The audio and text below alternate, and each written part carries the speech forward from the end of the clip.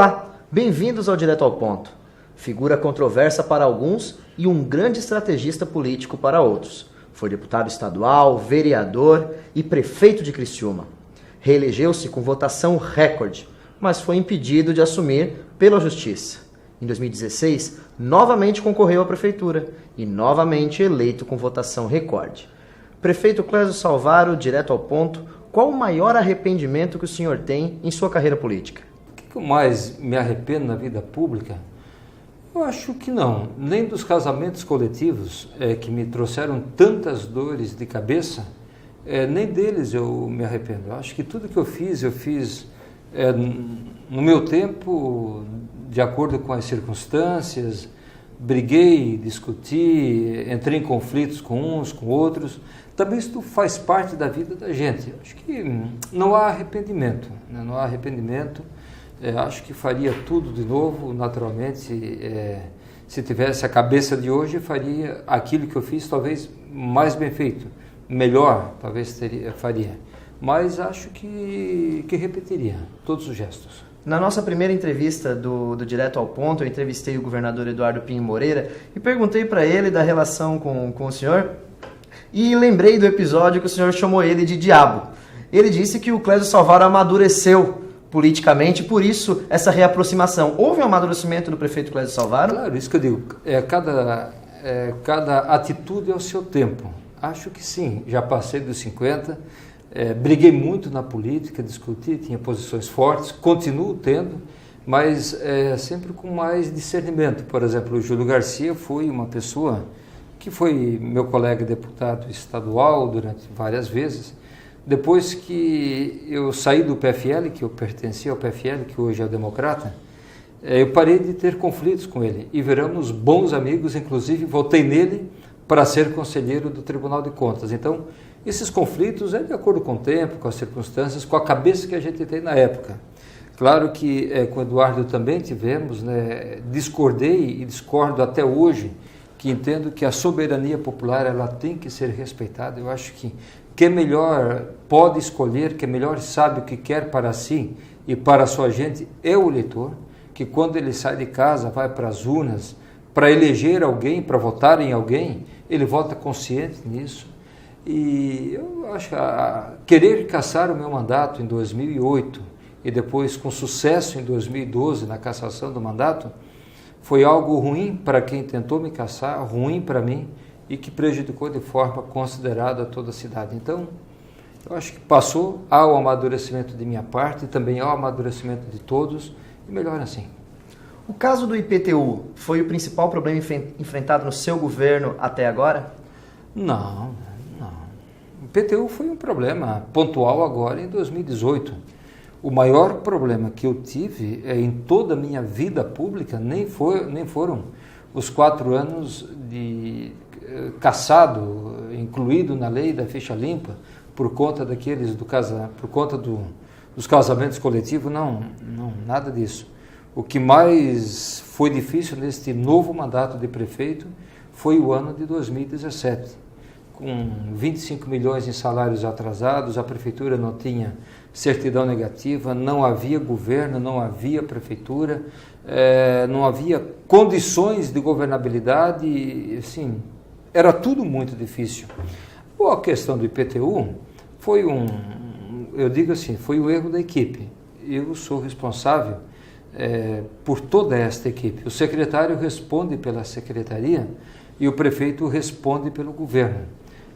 Se houve alguns problemas, a responsabilidade ela é única e exclusiva do prefeito. O fato de ter feito um decreto do executivo aumentando o IPTU, trazendo para o debate o tal do valor construtivo e depois mostrou-se ser um erro, eu não tenho compromisso com o erro. Diagnosticado o erro, percebido o erro, de pronto eu fiz a correção devida. Eu sempre digo que a prefeitura, ela não erra, porque a prefeitura é feita de concreto, de tijolos, de ferro, de cimento. Agora, o governo erra, porque o governo é feito de pessoas. Eu sou um ser humano igual a você que está me assistindo, igual a você que está me entrevistando. O fato de eu estar neste momento como prefeito, Eu não estou revestido e protegido de errar. Erro como todas as pessoas erram.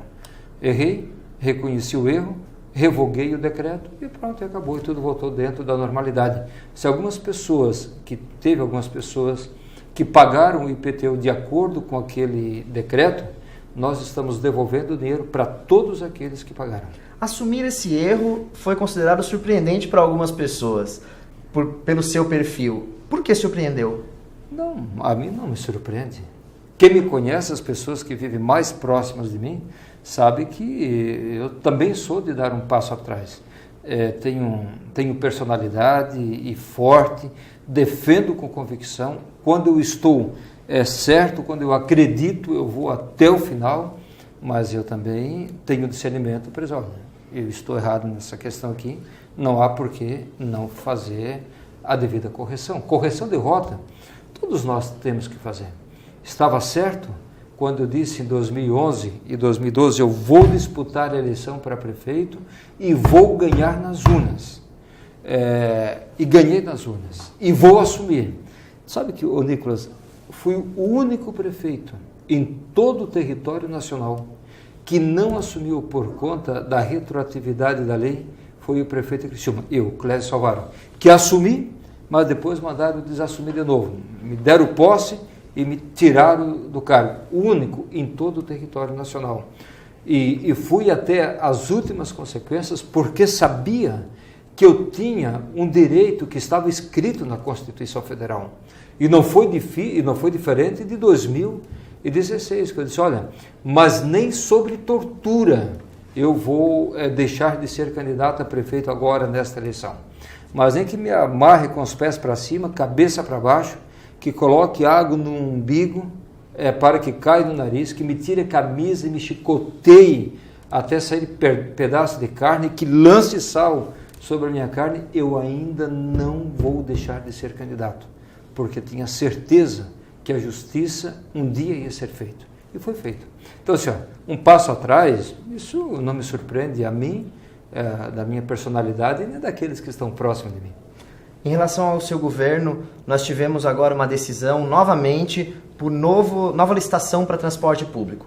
O senhor vai fazer essa nova licitação para o transporte público de Criciúma? 2010, no meu primeiro mandato de prefeito, quando fui prefeito de 2009 a 2012, houve o término daquele contrato, da concessão. Aí nós fizemos, de acordo com a legislação, fizemos o novo contrato, e aí foi questionado na Justiça. Esse processo ainda está na Justiça, não chegou à Prefeitura, a Procuradoria ainda não foi notificada. Quando notificado, sim, nós somos de cumprir as regras, as leis. Se chegar, claro que nós vamos cumprir. Vamos para o nosso primeiro intervalo do Direto ao Ponto e já voltamos com o prefeito Clésio Salvaro.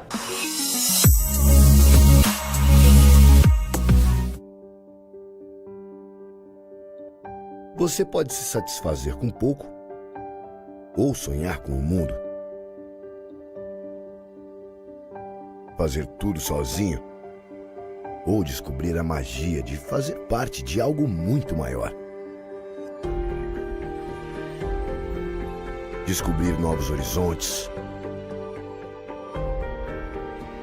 Conhecer pessoas e criar o seu próprio caminho. O que vamos viver amanhã começa agora. O conhecimento compartilhado se multiplica. Venha ser você e ajude a construir o novo. Venha para a Unesc, a nossa universidade.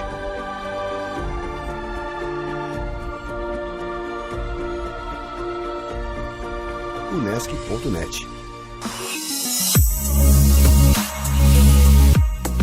Voltamos com o Direto ao Ponto, hoje entrevistando o prefeito de Criciúma, Clésio Salvaro. Prefeito, no seu primeiro mandato, de 2009 a 2012, sua principal opositora na Câmara de Vereadores era a vereadora Romana Remor. Então, a vereadora Romana Remor fazia uma oposição ao seu governo. Neste mandato, na Câmara de Vereadores, onde o senhor vê o principal entrave, o seu principal opositor? Qual é a principal oposição que o senhor vê na Câmara de Vereadores hoje? Ô, Nicolas, o pessoal pergunta muito assim da oposição e por que eu não trabalho para ter uma maioria sistemática. não é bom para a cidade e para nenhuma cidade que o prefeito tenha uma maioria sistemática e nem uma oposição sistemática, ou seja, tem 17 vereadores e tem 12 que são radicalmente contra o prefeito, ou tem 12 que votam cegamente favorável ao prefeito. Eu acho que isto não é bom. Não pode nunca o poder legislativo ser um puxadinho da prefeitura. Somos independentes, mas temos que ser harmônicos. Devemos trabalhar desta forma. Tanto é que eu estou trabalhando muito para que a Câmara de Vereadores saia de onde ela está e venha mais próxima da prefeitura. Aqui, no Paço Municipal, poderíamos instituir aqui a Praça dos Três Poderes. Lá no outro canto, o poder judiciário. Aqui o poder executivo e o poder mais importante de todos, o poder legislativo entre os dois poderes. Então, não foi a Romana, nem o Douglas, talvez os meus maiores opositores. Eu digo, no meu primeiro mandato, os maiores opositores eram os problemas que a cidade tem. É esses que eu tenho que enfrentar. Agora, quem é teu maior opositor, prefeito? Meu maior opositor são os problemas. Nós temos que vencer os problemas. Nós fomos eleitos, o prefeito foi eleito para resolver os problemas do cidadão. Assim como o vereador também ele foi eleito para resolver os problemas das pessoas. O vereador que tiver como meta única apenas de ser um crítico ao executivo, o resultado as urnas demonstram com clareza. Foi assim em 2012, e aqueles que pensam que apenas criticar o executivo lhe dará votos, a urna vai mostrar em 2020. O quanto lhe incomoda a oposição do vereador Júlio Kaminski, que é do seu partido na Câmara? Olha, primeiro que o Júlio é meu amigo, mas as posições políticas elas estão em caminhos opostos. Estamos, me parece até que em palanques diferentes. O bom para o Júlio era que ele defendesse o governo do partido do qual ele foi eleito. Agora, coloquei isto, falo aqui publicamente, através deste veículo de comunicação, nesta entrevista que faço contigo, porque falei para ele, se ele não está contente, ele pode ser do partido. É melhor para ele, era melhor para o governo e com certeza bem melhor será para a cidade que ele saia do que ele ser expulso do partido. Então, claro, o ideal para nós do partido seria que ele permanecesse no partido e defendesse o governo, porque não é defender o governo. Nesta mesa aqui onde estamos fazendo esta entrevista, todos os projetos, sem exceção, antes de serem encaminhados ao executivo, os vereadores sentam aqui e com eles nós discutimos, com os técnicos da prefeitura. Então, a dúvida que eles têm, a dúvida que o prefeito tem, a gente tira a dúvida com os técnicos. Pode o vereador fazer isso aqui também. Só que eles não participam desse tipo de reunião para fazer da tribuna da Câmara um palanque. A tribuna da Câmara, ela precisa ser usada, precisa ser usada pelo vereador, mas não para fazer esse tipo de crítica, porque se tem alguma dúvida com determinados projetos, podem ser tirados aqui junto com os técnicos. Então, assim, não me incomoda, mas acho que o ideal seria que ele votasse com o partido ou que ele tomasse um outro rumo. E o processo de expulsão? Olha, não depende apenas do prefeito, depende de um partido, depende do suplente e até mesmo do Ministério Público. Afinal de contas, o modelo de eleição que nós temos hoje, nem aquele que foi o mais votado de todos os tempos para vereador em Criciúma, conseguiu fazer a legenda sozinho. Proporcionalmente foi a Rosemary, que Rosemary, ela fez na época, lá quase 30 anos talvez, ela fez uns, 3.700 votos, proporcionalmente foi a maior votação de todos os tempos, ela não foi eleita. O que eu quero dizer com isso? Todos os 17 vereadores que ali estão, todos eles precisaram dos votos do partido. Ninguém foi eleito sozinho, precisou do voto da legenda, precisou daquele que fez 100 votos, daquele que fez 50, daquele que fez 500 votos. Então, o modelo que nós temos é esse. Então, o mandato não pertence ao deputado, o mandato não pertence ao vereador, o mandato pertence ao partido. Como você vê o projeto de lei que deve voltar esse ano de impedir vereadores de assumirem secretarias de governo sem que haja renúncia? Isso é demagogia pura. Isso é projeto de vereador demagogo, de vereador que não tem uma proposta maior para justificar o seu mandato e, acima de tudo, uma proposta de alguém que é egoísta. Exatamente por aquilo que eu acabei de falar. Nem aquele que fez esta proposta, que apresentou pela primeira vez, ele também não foi eleito sozinho. Ele precisou do voto da legenda dos outros, daquele que está de suplente. Engraçado que deve ser ele que vai, o Ademir Honorato, que vai reapresentar o projeto, ele vai trabalhar para candidatos à reeleição que ocuparam e continuam ocupando cargos no Executivo. Então, há uma incoerência brutal. Eu digo que ela é inconsistente, ela é egoísta, é demagoga e, acima de tudo, é uma proposta inconstitucional de alguém que não tem um propósito maior para fazer do seu mandato um mandato que possa levar benefício àqueles que o elegeram. Prefeito, onde você quer chegar? Olha, primeiro, as pessoas perguntam muito, Salvador, mas o teu primeiro mandato foi um bom mandato? E esse segundo? Não, esse segundo mandato não será igual ao primeiro, porque ele vai ser bem melhor do que o primeiro mandato. Isso, estou claro, estou trabalhando. Há uma equipe comprometida que tem este propósito. Governa esta cidade com apenas 5 secretários e todos eles, independente do partido político, estão desenvolvendo um ótimo trabalho. Repito, não é um mandato de 4 anos, é praticamente um mandato de 3 anos, este mandato de 2017 a 2020, porque 2017 o cidadão não percebeu a presença do governo. Agora, de 2017, agora 2018, 2019, 2020, sim, aí será diferente. Então, eu quero chegar, Nicolas, até 2020 com um bom mandato, que o cidadão diga, eu votei no Salvar e eu estou satisfeito com o resultado. Percebi que a cidade melhorou, percebi que houve uma mudança na saúde, percebi uma mudança na educação, na mobilidade urbana, percebi que o governo fez a diferença na minha vida. Quero chegar exatamente fazendo com que o cidadão tenha esta percepção e faça deste governo esta avaliação. E na política, o Salvaro sonha em ser governador, sonha em ser deputado federal, senador? Olha, o menino que nasceu ali na Vila São Jorge, que já foi vereador 2 vezes, que já foi 3 vezes deputado, 2 vezes prefeito desta cidade, na verdade 3, né? Um mandato me tiraram, né? Olha, se tiver uma oportunidade, certamente não será neste ano de 2018. 2020, o meu projeto é ir para a reeleição, disputar novamente o mandato de prefeito de Criciúma. E se lá em 2022 tiver uma oportunidade e for de interesse do criciumense, de interesse da região sul, que alguém ocupe um espaço na majoritária, certamente refletirei sobre isto. E a senhora falou que deve concorrer à reeleição, pretende concorrer à reeleição em 2020. Sua prioridade de vice é o atual Ricardo Fabres? Olha, o Ricardo é um bom vice, tem atuado bastante.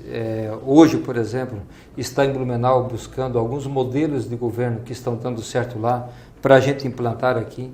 Ele é um extraordinário vice e não vejo por que não ser o Ricardo o meu vice novamente. Foi assim de 2009 a 2012 com o Márcio. Em 2012 o Márcio concorreu comigo como vice. Não vejo por que uma mudança. Para 2018, onde o PSDB deve estar? Na cabeça de chapa para o governo do Estado? O Paulo Bauer é a unanimidade dentro do partido para concorrer ao governo do Estado. É o meu candidato, é o candidato dos tucanos. Nós teremos candidato ao governo. Claro que temos candidato ao governo, ponto e pronto, não. Estamos abertos a um diálogo. Queremos conversar. Sabemos que é muito difícil vencer uma eleição sozinho, num modelo partidário tão forte como é em Santa Catarina, em que as eleições elas são disputadas voto a voto. Dificilmente assim, alguém ganha uma eleição no primeiro turno com uma margem folgada. Quando houve alguém que levou no primeiro turno, como em 2014, foi por menos de 1% dos votos. Então, disputar uma eleição de chapa pura é pouco provável. Então, estamos abertos ao diálogo. Temos sim um candidato ao governo, que é o senador Paulo Bauer. Uma coligação PMDB com PSDB e quem sabe com o governador Eduardo Pinho Moreira concorrendo à reeleição, agrada ao senhor? Olha, o nosso candidato é o Paulo Bauer. Este é o candidato que nós temos hoje. Respondo pelo dia de hoje. O Paulo é o nosso candidato ao governador. Agora, se houver uma aliança com o PMDB, não vejo problema. Já fui muito mais crítico com relação a isto. Não tenho objeção de minha parte compor com o PMDB ou compor com o PP. Repito, mas o Paulo é o nosso candidato a governador. Para fecharmos, qual é a maior necessidade de Criciúma hoje? Olha, depende. Se você fizer esta pergunta para um cidadão que mora numa rua não pavimentada e perguntar qual é o maior problema da cidade de Criciúma, ele vai dizer o maior problema é a rua que não é pavimentada, porque quando chove é um lodo só, quando é tempo bom é uma poeira insuportável. Agora, se ele mora numa rua que está pavimentada e a mulher quer trabalhar e não tem onde deixar o filho na creche, vai dizer, olha, o maior problema é a falta de creche nesta cidade. Agora, se a rua está pavimentada, se tem creche, mas ele está desempregado, ele vai dizer, o maior problema da nossa cidade é a oportunidade, eu quero trabalhar e não consigo. A rua está pavimentada, a criança pode ficar na creche, mas não tem emprego. Mas se a rua está pavimentada, a criança está na creche, ele está empregado, ele vai dizer, o maior problema é a falta de segurança. Então, sempre o maior problema da cidade é o meu problema. Agora, como prefeito, eu vejo que o maior problema da cidade nós estamos atacando de frente. É a saúde das pessoas, uma saúde mais humanizada, com mais respeito. Agora, temos muitos problemas. Você diz assim, qual o problema de imediato, prefeito Clécio Alvarenga? Hoje é o Estado de Santa Catarina assumir aquilo que é de sua responsabilidade também. Eu digo também porque é do governo federal, é do governo do Estado e é do governo do município, que é o Hospital Santa Catarina. Não pode um hospital que atende toda Santa Catarina, que o agendamento é feito pelo governo do Estado, e não é o prefeito Clécio Alvarenga, é o cidadão contribuinte que que paga esta conta.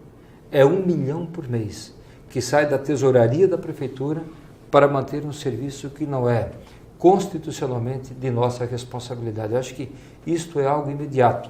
E eu encontro no governador Eduardo, no secretário Acélio, encontro na equipe de governo do governo do Estado de Santa Catarina e aqui a vontade política de fazer esta transferência. E nós vamos fazer.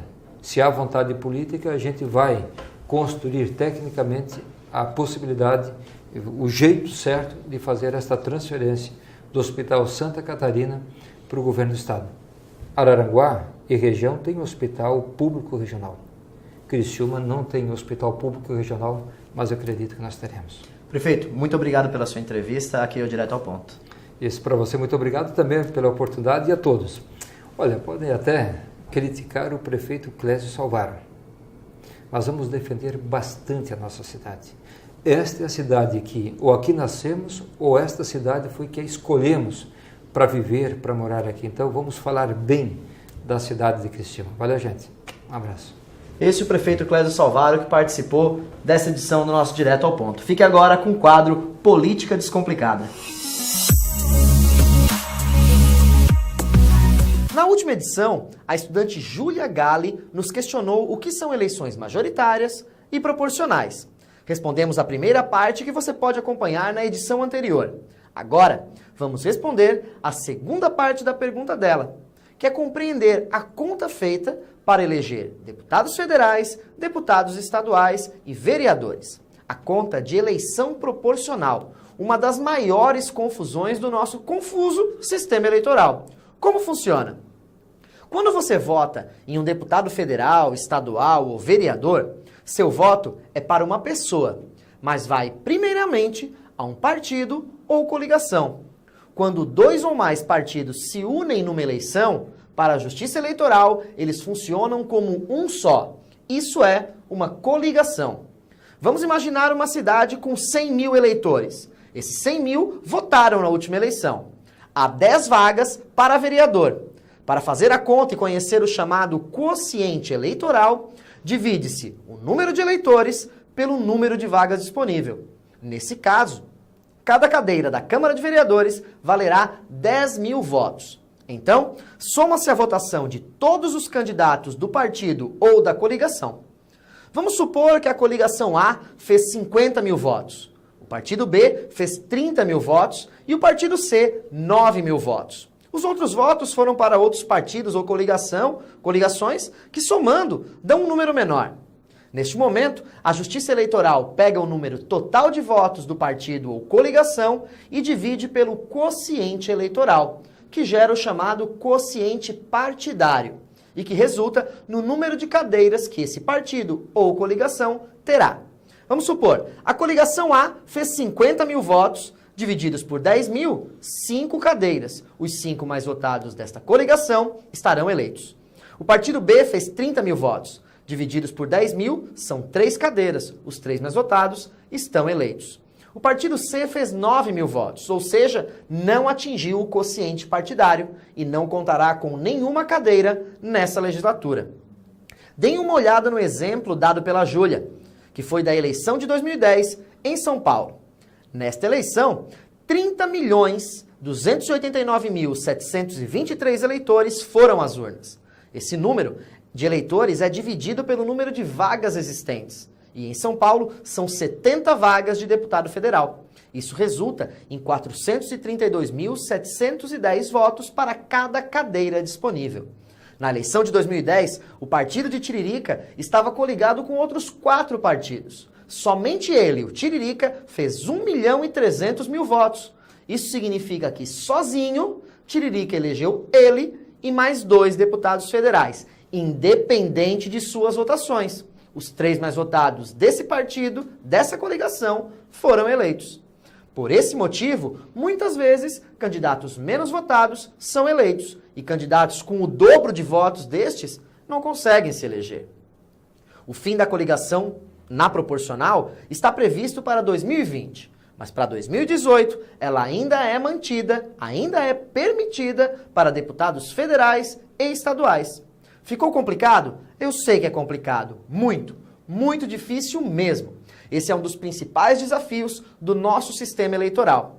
Fazer a população compreender a conta que é feita na eleição proporcional. Em Criciúma, o quociente eleitoral gira em torno de 7 mil votos, ou seja, o partido ou coligação que quer eleger pelo menos um vereador precisa fazer 7 mil votos, somando todos os seus candidatos. Vamos descomplicar a política? Mande um vídeo com sua dúvida no e-mail abaixo e nas próximas edições eu descomplico para você.